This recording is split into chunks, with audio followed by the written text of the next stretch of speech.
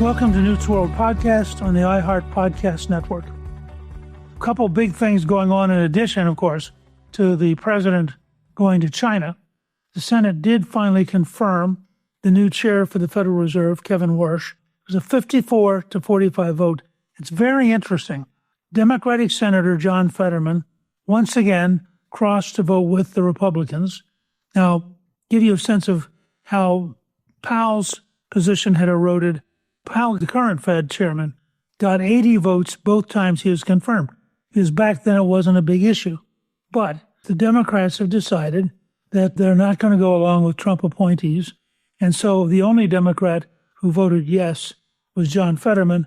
And as a result, Warsh got approved by 54-45. So, from his perspective, he's still approved. He is a former Morgan Stanley banker.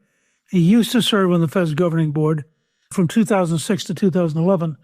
But ironically, and I don't understand this, Trump chose Powell over him in 2017, which I suspect Trump would now say was a major mistake. Warsh will be the wealthiest federal chairman in modern times. And it shows a fortune of about $100 million, which is separate from his wife's fortune. He's married to Jane Lauder, who is the heiress to Estee Lauder, which is a multi-billion-dollar worldwide company. Powell, in a break from tradition, apparently is going to stay on the board. Normally, when you step down as chairman, you leave. But I think partly because Powell's in an argument with Trump, he doesn't want to be seen as getting out of the way. So we'll see how that works out, and it certainly makes Kevin Warsh's problem a little bit harder. The other thing was very interesting, that the Senate voted 99-0 to advance a resolution that would withhold their pay. Senator John Kennedy, a Republican of Louisiana, had proposed to withhold members' pay during government shutdowns, which I frankly think is a good idea. They unanimously passed the steps necessary to bring it up, and I think that would have been interesting during the 43-day government shutdown if members had suddenly not gotten their paychecks.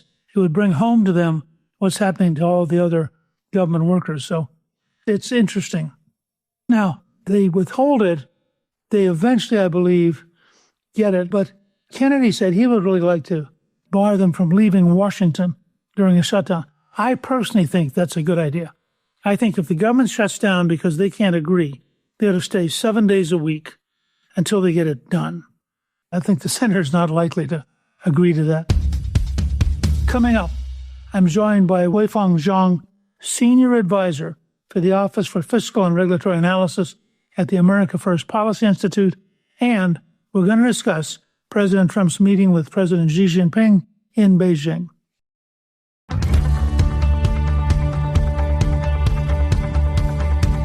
I'm really pleased to welcome back my guest, Weifeng Zhong, Senior Advisor for the Office of Fiscal and Regulatory Analysis at the America First Policy Institute.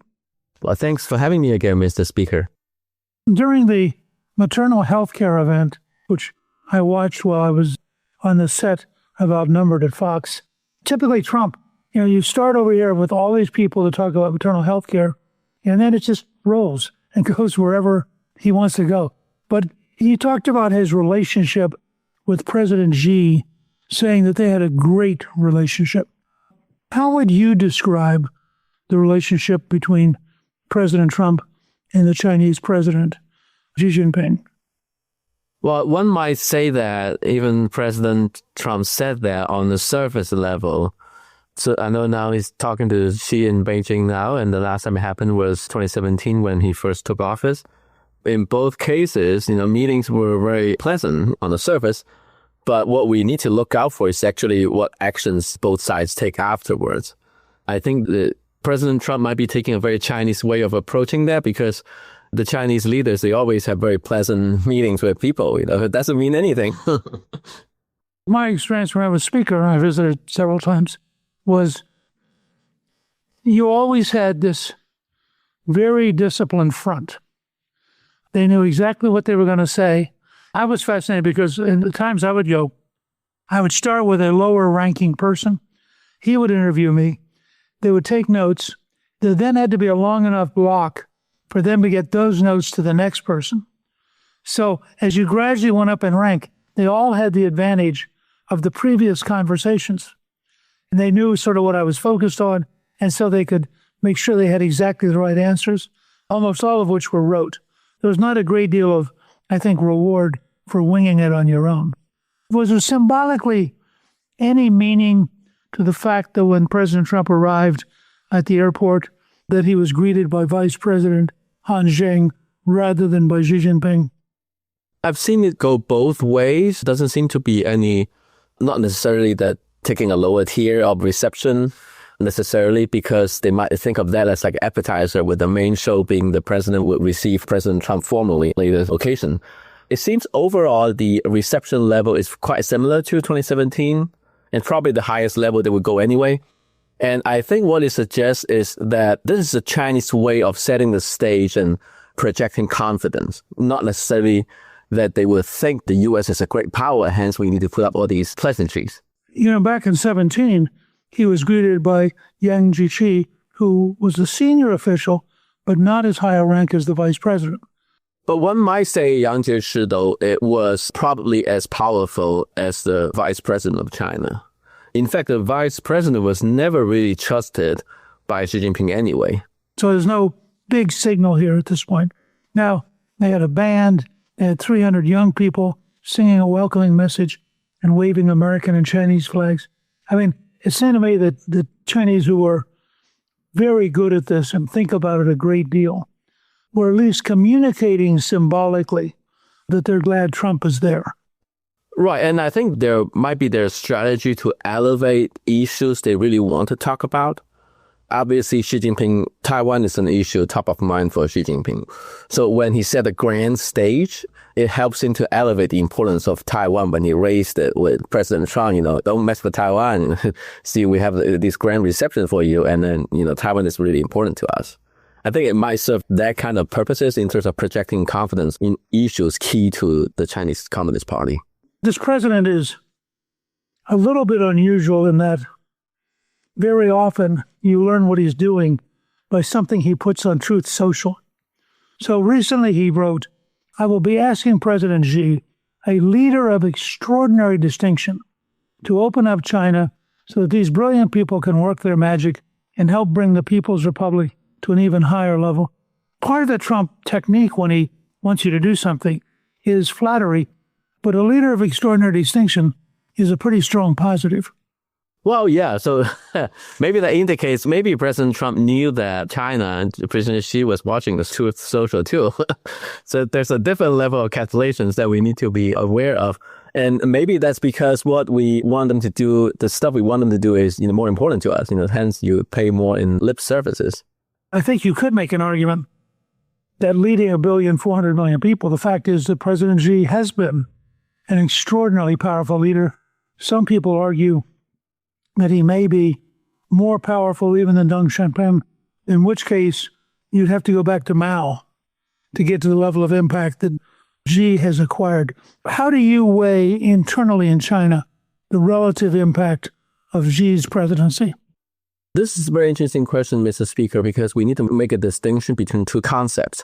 One is how much control he's imposing on the economy, on the society, versus how much authority he really has. And I think sometimes the two are the opposites, meaning it might be because he's exerting a lot of control. He tries to control the economy because he's feeling insecure. We have seen episodes of those through the years, including the COVID anti-lockdown protests across the country in China too.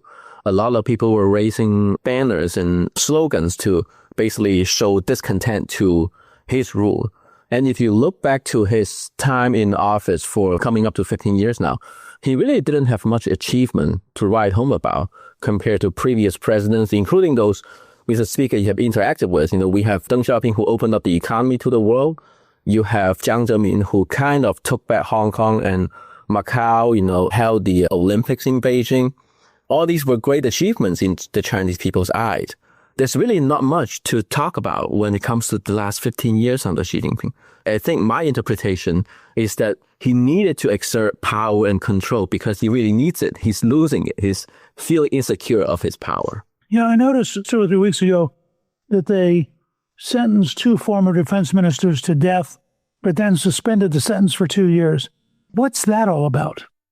It's very hard to figure out what the inside baseball is. I think the insecurity also comes from the military because the military branch oftentimes have a lot of say. And so there's rumors about, coup d'etat, I don't know to what extent that's true. And that might be part of the retribution and bargaining. Xi, in a sense, really does represent the party and is trying to get control of the military as well as other aspects of Chinese life. And the military has been sort of remarkably good at staying aloof and being its own world, including a fair amount of corruption, apparently. Now, given the current economic challenges and the fact that the one-child policy is coming home with a vengeance as Chinese population declines and the number of young people available to go into the workforce declines, how seriously do you think Xi Jinping thinks that he needs some kind of closer relationship with the U.S. economically? Oh, he needs it desperately. We can tell from now every 5 years, the way the Chinese economy works is every 5 years they come up with a 5-year plan where they laid out all the challenges they're facing and then we come up with their own plans to try to essentially plan the thing out. For a few cycles now, so basically his entire time in office for Xi Jinping, every 5 years they were iterating how bad, how negative the international environment has been for China, which really means that, they're getting shut out by the U.S. to a large extent, thanks to President Trump's policy, going back to 8 years ago. I think a lot of Western partners also, because of the U.S. policy, they're coming around to realize that China has been changing the rule of the game since they joined the WTO. China has been taking advantage of the global economy since they joined the WTO. And so we see more and more hardline policy toward China, which becomes a huge challenge to a export-oriented economy for China. And that's extremely important because now that the one-child policy, like you said, is coming back to bite them. I was actually born the year one-child policy in China in the early 80s was first implemented in my province. So think about people at my age, right? They will have a set of 4 grandparents, one child to take care of. And in any big city, it's unimaginable to sustain a lifestyle, and not to mention to have more than one child. Well, it's pretty clear now, I think, that the Chinese population is going to be dramatically smaller. Although that's also true in South Korea. It's true in Japan. I mean, there's here in Switzerland where I'm talking to you from, they just had the number of people over 60 just passed the number of people under 20. You see this happening almost on a worldwide basis. Here are some of the people that Trump has taken with him on this trip. Tim Cook of Apple, Larry Fink of BlackRock, Steve Schwarzman of Blackstone, Kelly Ortberg of Boeing, Brian Sykes of Cargill, Jane Fraser of Citi, Jim Anderson of Coherent, Larry Culp of GE Aerospace, Dave Solomon of Goldman Sachs, Jacob Tayson of Illumina, Michael Nebach of MasterCard, Dina Pal McCormick of Meta, Sanjay Marothi of Micron, Jensen Huang of NVIDIA, Cristiano Amon of Qualcomm, Elon Musk, and Ryan McInerney of Visa. That is an amazing amount of economic power showing up in Beijing. What do you make of that? Well, I think last time around, 2017, President Trump also brought a slew of top executives with him too. I found the list also very interesting in a different way, that it really shows the tension where, or the sectors where the tensions are these days. The semiconductor, AI, and all the big tech. I don't remember big tech being that much featured last time in 2017. Obviously, a lot of these companies, they want access to the Chinese market. For good reason, because China has been shutting big tech out of the Chinese market for years, right? We don't even need to talk about, iPhones imported to China or NVIDIA chips they need. Look at the internet, all the top websites, they're not accessible from inside China. I don't know whether, Mr. Speaker, your show is censored in China, but I know all the top newspapers are all censored in China. We talk about digital trade, right? Everything is shut out. And so that's not fair. That's the unfair game of global economy China has been trying to play. And it's for all reasons, I think we should fight back. And let's hope that all these companies can get access to China, make money, reinvest in innovation. I think, for example, like NVIDIA chips, the sales to China is very important for their investment in research and development. Supposedly, Xi Jinping said that the United States and China should be partners rather than rivals. If he said it, do you think he actually means it? Not really. I think rivalry is a fact, right? So think about China's accession to WTO around 2000. The initial pretense, I guess, or reasons was that China wanted to be integrated into the global economy. But as soon as they got integrated, they started to change rules, right? To play rules unfairly. The same is true for the World Bank. The same is true for, the United Nations, World Health Organization. Every international institution where China has gone in is no longer the same as what it used to be. It is rivalry, and the cooperation, I think, is how China calls taking advantage of other countries. When we come back, we're going to discuss whether a Trump-Xi grand bargain on Iran is possible. That's next.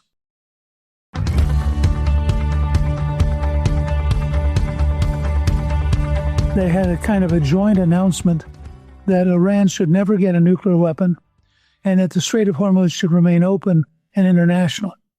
And also that they're going to try to wean China into buying American oil and other oil and buying less from Iran. If true, that's a pretty big breakthrough. I mean, what's your reaction?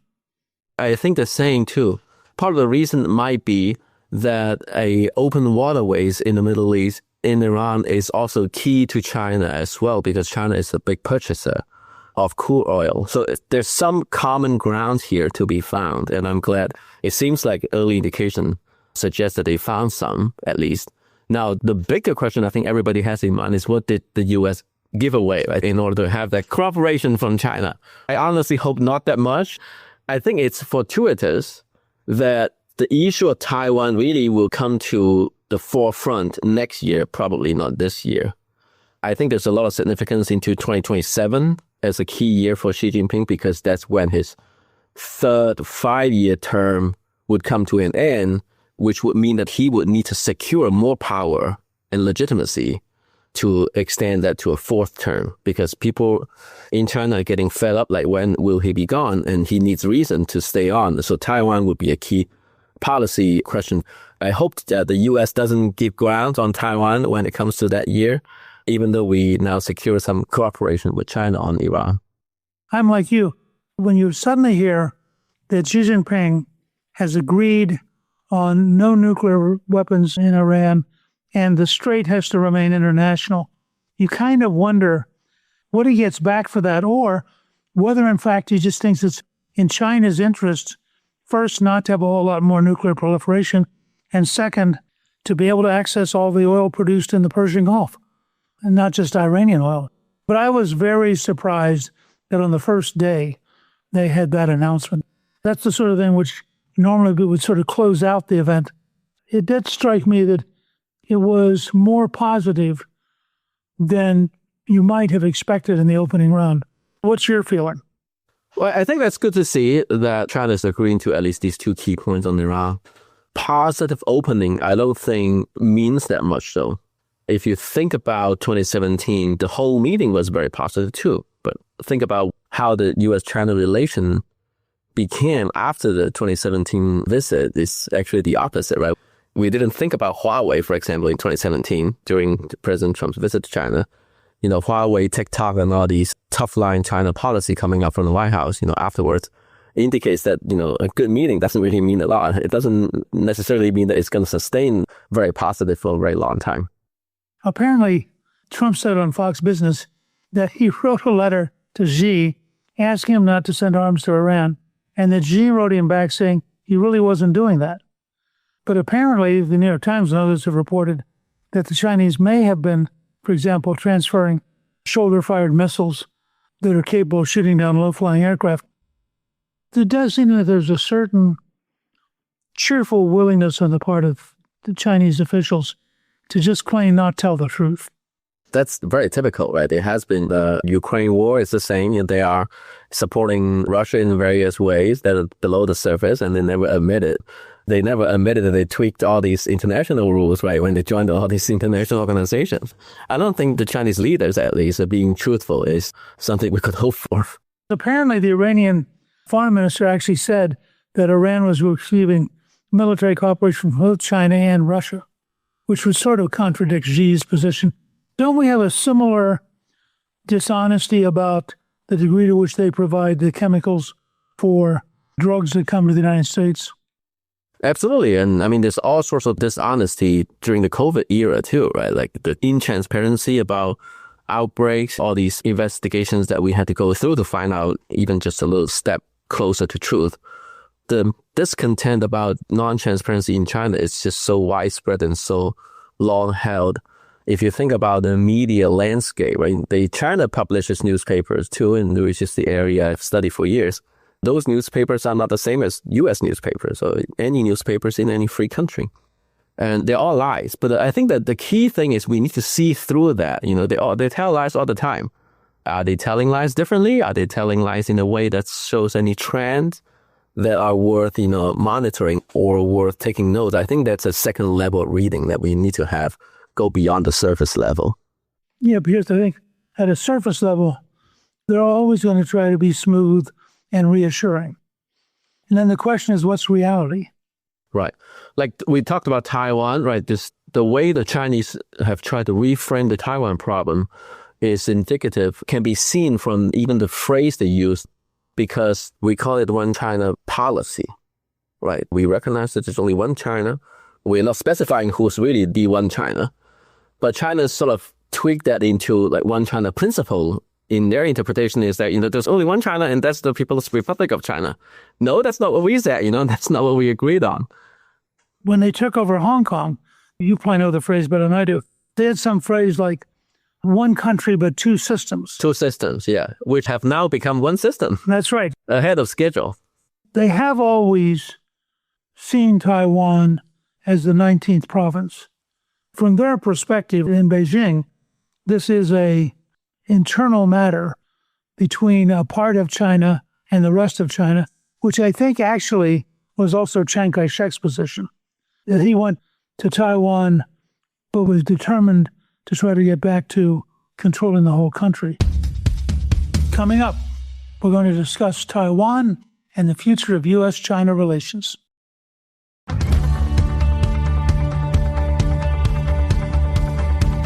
How serious do you think it is that China might actually attempt an overt invasion? Great question. We need to answer the question. We need to go back to the legitimacy, quote unquote legitimacy of the Chinese Communist Party. Because in a country like China where there's no election, right?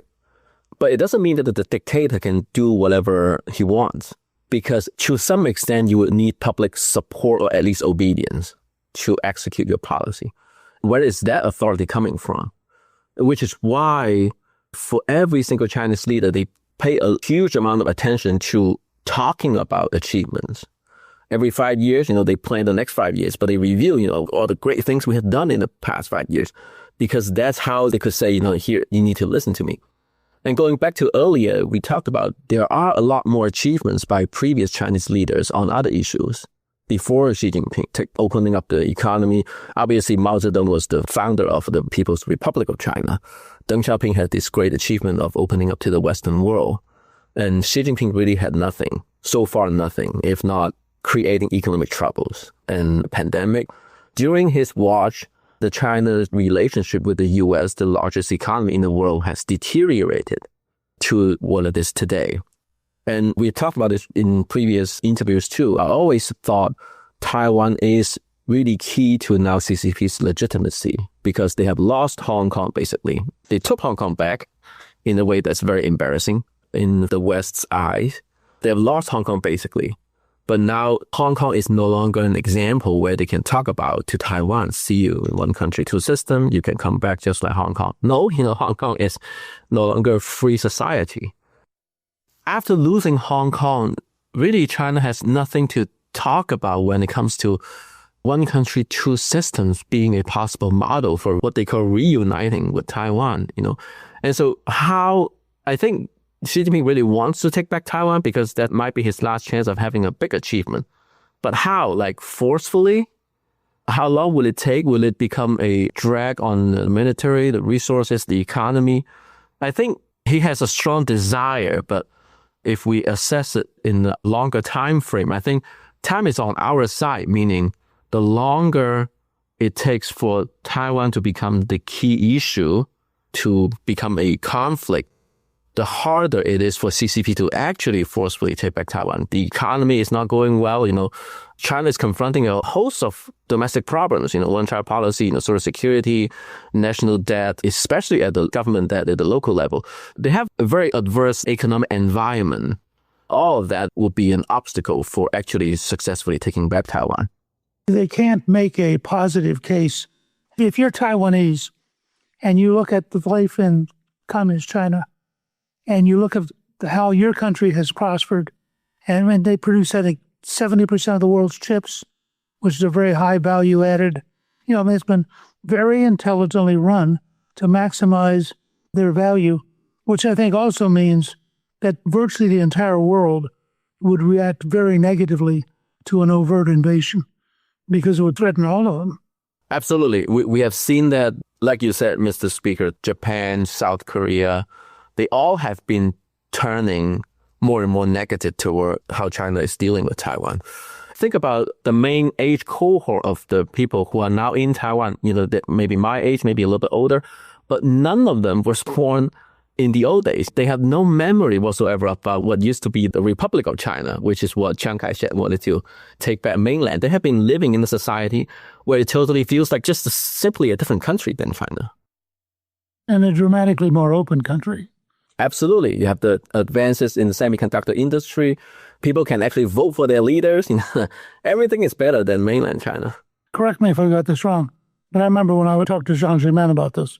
They sort of grudgingly accept the principle that Nixon and Kissinger created, that they couldn't conquer Taiwan, but Taiwan also couldn't declare independence. So there's sort of a line there. Do you think that's still their line? I think that's maybe what they agreed to have the agreement with the U.S. My understanding is this is how the One China policy is about from our perspective, is as long as no one unilaterally initiate a conflict, including Taiwan too, don't declare independence. The U.S. has never been warm to the idea of Taiwan unilaterally declaring independence.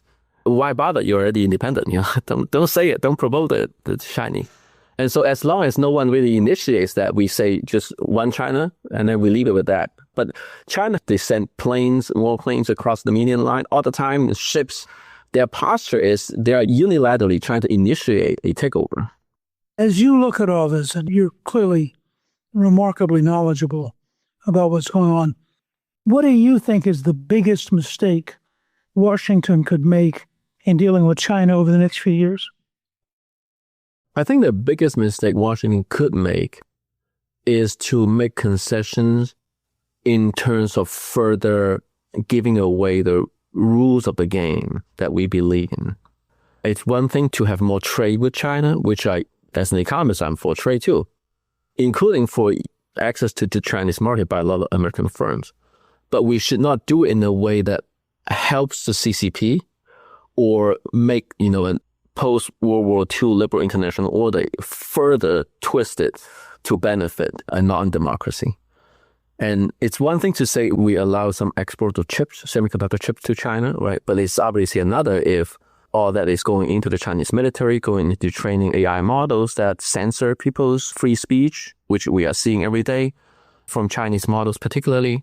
So all these, I think, is anti-liberal, anti-democracy developments that we should not directly or indirectly finance.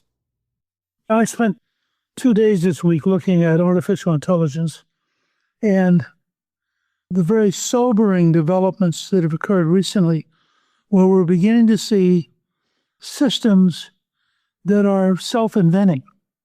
For the very first time, we apparently had an artificial intelligence system reach out on its own with no instructions and build another artificial intelligence, almost like it wanted a neighbor. There is some serious thought that the president is going to propose some kind of serious joint effort by the U.S. and China to think through and deal with systems that could be truly disruptive. Henry Kissinger, very late in his career, co-authored a book called Genesis, and he said he thought that the development of artificial intelligence is the largest single event in the history of the human race, and that we have no understanding of how dangerous it is. But what's your sense about whether or not you could actually work something out with the president of China and have some kind of joint effort at a very high level to deal with thinking through the nature of the kind of artificial intelligence that we're beginning to see come down the road? There are plenty of common grounds to be had here. Obviously, AI is orders of magnitude more important in terms of impact compared to if we look at the birth of internet. But if we look back 20-some years ago when internet was first a new thing, there's just a lot of unsettled issues too, like international standards about, all sorts of like protocols, how different developers across different countries can collaborate in an environment that's secure. Obviously, there's common grounds to be had there. I hope would not happen is that government entities imposing rules on what technologies that we don't really understand a lot about yet, how that technologies are going to evolve. I think setting guardrails is good, but I'm sure if China comes into play in this collaboration, they would take it with a command control approach. I hope that doesn't become the joint approach by China and the U.S. though. It's a balancing act because you actually don't know enough to know what you'd be stopping. And so if you look at some of the breakthroughs that are coming down the road, it's just amazing. I want to thank you for joining me. I want to mention that you're at the America First Policy Institute. Our listeners should know that the America First Policy Institute is probably the most dynamic developer of new policies for the Trump administration of any particular organization that I know of in the country. And your being there is a real asset both to them and to the country. So people can learn more about what you're doing by visiting americafirstpolicy.com. It couldn't be more timely to have this conversation, and I'm very grateful that you would take time to kind of educate me. Thank you very much, Mr. Speaker, for having me again, and thank you for plugging the FBI. It's an honor to be fighting the good fight for freedom.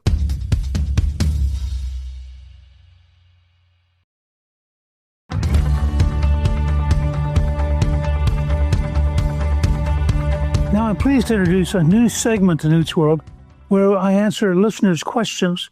If you'd like to ask a question, please email me at newt@gingrich360.com. Kate from Washington, D.C. asked, during President Trump's visit to Beijing, President Xi said, quote, "The great rejuvenation of the Chinese nation and making America great again can go hand in hand." She asked, what is my view of his comment? And then she says, and do you think President Xi will accept President Trump's invitation to visit the United States in September? I think it's very possible that Xi will come over in September, which will certainly boost Trump going into the election campaign. If you think about it, Xi said basically, there's no reason China can't be big and America be big, which is different than saying that China should dominate. And frankly, when you're dealing with a country with a 5,000-year-old history and 1.4 billion people, they ought to be a great country. We don't want to suppress them. We just don't want them to try to compete with us and try to impose on us their policies and their dictatorship. I suspect that Xi is trying to find a way to cooperate with us enough to help their economy and to avoid any kind of a major war. I look forward to hearing from people with these kind of questions. And remember, you can ask a question.